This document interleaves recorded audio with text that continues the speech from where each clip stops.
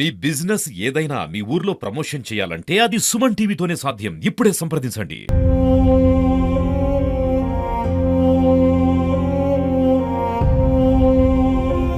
Welcome to Suman TV. రెండు తెలుగు రాష్ట్రాల్లో మానభంగానికి సంబంధించిన హత్య కేసులు అనేవి మనకి రోజు రోజుకి బయటపడుతూనే ఉన్నాయి. సో తాజాగా మనకి ఏపీ కడప జిల్లాలోని అన్నమయ్యలో కూడా సేమ్ ఇదే తరహాలో ఒక ఇన్సిడెంట్ అయితే జరిగింది.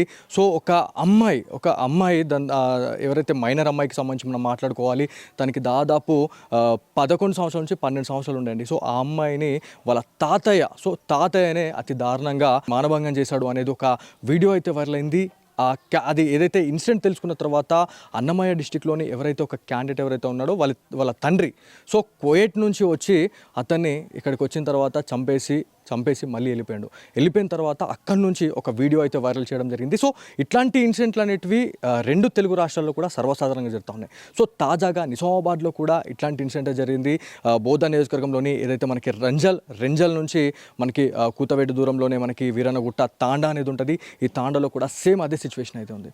సో దాదాపు 59 నుంచి 60 సంవత్సరాల ఏజ్ ఉన్నటువంటి ఒక వృద్ధుడు ఒక సింధు అనే మైనర్ అమ్మాయిని అయితే తను అధ్వానంగా మాట్లాడిండు, నీచంగా ప్రయత్నించిండు అని చెప్పేసి తెలుసుకున్న తర్వాతనే ఎవరైతే ఈ సింధుకి సంబంధించిన ఫ్యామిలీ మెంబర్స్ యాక్చువల్లీ ఎట్లా జరిగింది అని చెప్పేసి చాలామంది అనుకుంటుండొచ్చు. సింధు ఇక్కడ నుంచి షాప్కి వెళ్ళిన నుంచి తను రాకపోయేసరికంటే ఎవరైతే ఈ పేరెంట్స్ ఎవరైతే ఉన్నారో దీంట్లో ఉన్న ఫ్యామిలీ మెంబర్స్ ఎట్టెళ్ళింది సింధు అని చెప్పేసి వాళ్ళు ప్రయత్నించిన తర్వాత షాప్కి వెళ్ళింది. సో షాప్కి వెళ్ళిన క్యాండిడేట్ ఇంకా తిరిగి రాకపోవడం ఏంది అని చెప్పేసి వీళ్ళు ఎవరైతే ఉన్నారో వీళ్ళు అక్కడికి వెళ్ళేసరికంటే మనకు వచ్చిన ఇన్ఫర్మేషన్ అంటే ఒక చెట్లలో నుంచి వాళ్ళు వచ్చిర్రు అనేది మనకు ఒకటి వినిపిస్తూ ఉంది. కానీ అది ఎంతవరకు నిజం, ఎంతవరకు వాస్తవం అనేది మనకు పోలీస్ అధికారులు చెప్పే విసులుబాటు అయితే ఉంది. వాళ్ళతో మాట్లాడితే మాకు క్లారిటీ వస్తుంది. సో ఎవరైతే ఇదంతా తెలుసుకున్న తర్వాత వీళ్ళ ఫ్యామిలీ మెంబర్స్ ఒకటేసారిగా అంటే ఇంత నీచానికి ఉడికట్టిండు అని చెప్పేసి తెలుసుకున్న తర్వాత వీళ్ళంతా కూడా ఆవేశానికి లోనయ్యే ఒక్కసారిగా అతనిపైన దాడి చేయడం జరిగింది. దాడి చేసిన టైంలో నిన్న ఇదంతా జరిగింది. దాదాపు ఈవినింగ్ టైంలో జరిగింది అని చెప్పేసి మనకి ఇన్ఫర్మేషన్ వచ్చింది. ఈవినింగ్ టైంలో ఇదంతా జరిగిన తర్వాత చాలా వరకు కూడా ఎవరైతే వీళ్ళ కుటుంబీకులు సింధు వాళ్ళ కుటుంబీకులు ఎవరైతే ఉన్నారో దాదాపు 5 మనుషులు, అదేవిధంగా ఆడవాళ్ళు ఎంతమంది ఉన్నారో అనేది మనకు తెలియదు. సో ఒక దాదాపు 10 నుంచి 15 మంది అయితే మనకు ఒక కౌంట్ అయితే చెప్తా ఉన్నారు. ఇక్కడ స్థానికులు ఎవరైతే ఉన్నారో రెడ్డియా నాయక్ అనే క్యాండిడేట్ని అతి దారుణంగా కొట్టిన తర్వాత నిజామాబాద్ జీజీహెచ్కి అయితే తరలించిన తర్వాత తను ట్రీట్మెంట్ మధ్యలో చనిపోయాడు అనేది మనకు తెలుస్తుంది. సో చనిపోయిన తర్వాత ఎవరైతే మనకి నిజామాబాద్ జిల్లాలో ఎలాంటి అవాంఛనీయ సంఘటనలు జరగకుండా లా అండ్ ఆర్డర్ అదుపు తప్పకుండా ఉండేందుకైతే మనకి బోధన ఏసీపీ అయినటువంటి శ్రీనివాస్ గారు, అదేవిధంగా వాళ్ళ బృందం ఎవరైతే మనకి చాలామంది పోలీస్ అధికారులు అయితే ఇక్కడ బలగాలతోనైతే వాళ్ళు మోహరించిన పరిస్థితి ఉంది. ఎలాంటి అవాంఛనీయ సంఘటనలు జరగకుండా పూర్తి బందోబస్తు అయితే ఏర్పాటు చేశారో అనేది తెలుస్తుంది. సో ఇదంతా కూడా మనం పక్కన పెడితే ఖచ్చితంగా ఒక సభ్య సమాజానికి మనం అసలు ఎలాంటి మెసేజ్ ఇస్తున్నాం అనేది మనం ఆలోచించాల్సిన విషయం ఎంతైనా ఉంది. ఎవరైతే రెడ్డియా నాయక్ ఎవరైతే ఉన్నారో తను ఈ అమ్మాయితోని అసభ్యంగా ప్రవర్తించడం వల్లే ఇవాళ తన ప్రాణం పోయింది.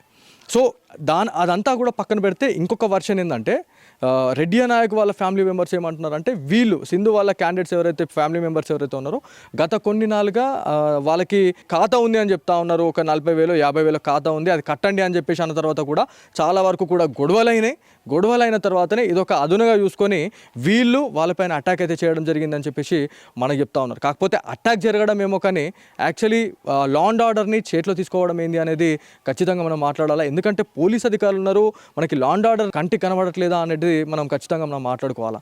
సో ఇదంతా కూడా పోలీస్ కంప్లైంట్ చేయాల్సింది. కాకపోతే వాళ్ళు చట్టాన్ని చేతిలో తీసుకొని ఇవాళ ఒక ప్రాణం అయితే తీసేసిర్రు. సో ఇవాళ వీరన్న గుట్ట తాండ ఏదైతే ఉందో ఇవాళ ఒక్కసారిగా ఉలిక్కిపడ్డది. ఎవరిని అడిగినా కూడా ఇవాళ భయపడుతున్న సిచ్యువేషన్ ఉంది.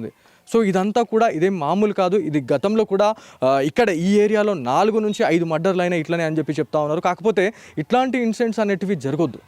సో ఇది గుడ్ ఆర్ బ్యాడ్ అనేది మనం పక్కన పెడితే ఖచ్చితంగా రెడ్డియా నాయక్ చేసింది 100% తప్పని చెప్పుకోవాలా. సో ఇదంతా చూసిన తర్వాత ఎవరైతే స్థానిక ప్రజలు కావచ్చు, ఇక్కడ తాండాకి సంబంధించిన వాళ్ళు కూడా చాలామంది ఆగ్రహం వ్యక్తం చేస్తూ ఉన్నారు. ఇదంతా కూడా వాంటెడ్లీ చేసిరు అని చెప్పేసి వాళ్ళు చెప్తా ఉన్నారు. అంటే ఇక వీళ్ళని ఎక్కడికి పంపించారు పోలీస్ అధికారులు అనేది మనకు ఒక క్వశ్చన్ మార్క్ అయితే ఉంది. వీళ్ళ ఫ్యామిలీ మెంబర్స్ ఎవరు లేరు. దాదాపు 9 నుంచి 15 మంది ఆ మర్డర్లో అయితే వాళ్ళు పార్టిసిపేట్ చేసిరు అనేది మనకు తెలుస్తూ ఉంది. కాకపోతే వాళ్ళందరినీ ఎటు పంపించారు అనేది తెలియాలా. ఎవరైతే రెడ్డియా నాయక్కి సంబంధించిన ఫ్యామిలీ మెంబర్ దగ్గరికి మనం పోయిన తర్వాతనే మనకు అర్థమైతే ఏంది అనేది. సో వాళ్ళు కూడా ఇవాళ ఒక్కసారిగా వాళ్ళు బాధపడుతూ ఉన్నారు. అసలు ఏం చేయలేని పరిస్థితిలో ఉన్నాము. ఒకవేళ వాళ్ళు మా కంటికి కనబడినా కూడా మేము కూడా ప్రాణానికి ప్రాణం తీస్తామన్నట్టుగా వాళ్ళు మాట్లాడుతూ ఉన్నారు. సో ఇదంతా కూడా నిజామాబాద్ జిల్లాలో ఒక హాట్ టాపిక్గా మారిపోయింది. సో ఇది ఇక్కడ ఉన్న తాజా పరిస్థితి.